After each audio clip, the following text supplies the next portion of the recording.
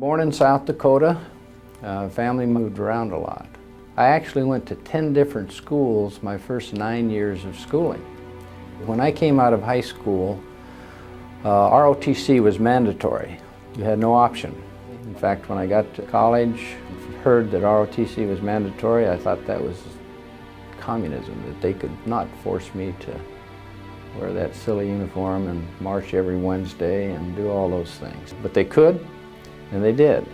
And it was probably the best thing that ever happened to me. Patrick Brady volunteered for Vietnam right out of flight school in January of 1964. His work there was exclusively helicopter ambulance evacuation, known in the battlefield as dust-off. The missions that we flew were the most dangerous kind of flying because we were required to land on the battlefield, but also very effective. You had a better chance of survival if you were wounded in the jungles of Vietnam than if you were in a car crash, simply because of that dedicated resource and well-trained crew to fly those missions. Brady quickly earned a reputation as one of the most skilled evac pilots in Vietnam. His gutsy, innovative flying techniques enabled him to maneuver through conditions that turned most pilots back. It was for this reason that Brady was called upon one foggy day in 1968 to make a series of impossible rescues where others before him had failed. I flew 4 separate sets of missions that day. We went through 3 helicopters. There had been, they told me, 7 attempts to get the people out and they were unsuccessful. And I wasn't even on duty that day. But they knew I could fly these missions, the guys in my unit. And so they called me to pick up some patients from an outpost that was under attack, deep in the stuff. This is Rebel 6, request dust off, over. So I went into that outpost and picked up those patients. It was not a problem. Second mission, second series of missions, same thing. They had 60 or 70 patients caught in a valley under that stuff. And they had several aircraft shot down, and there had been numerous attempts to get in there. Dust off, over. They weren't going to let me go in initially. I had to land on the fire support base and talk to the brigade commander into letting me go in. He actually went to my co-pilot and said to my co-pilot, "Can he do that?" My co-pilot said, "We've been doing it. We just did it this morning." So we go into there. We flew right over the top of the enemy.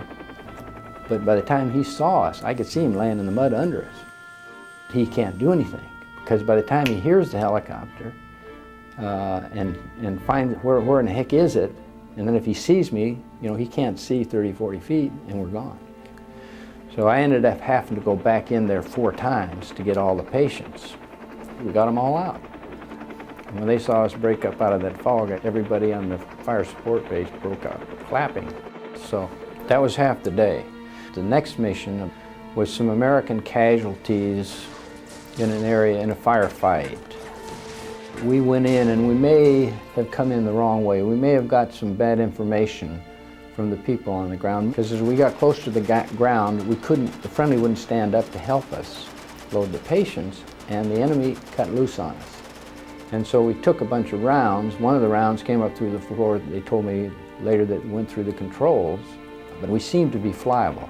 And so I went around and then I came in a better way, and they were ready to stand up and help us load the patients, and we got them out. So the aircraft was damaged, and I had to get another airplane when I got back. Now in the meantime, we're flying missions, other missions in between here.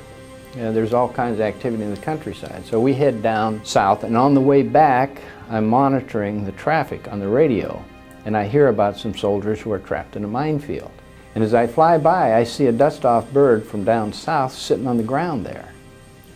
And apparently, he was sitting there, and a mine went off and killed some people, and he left the area.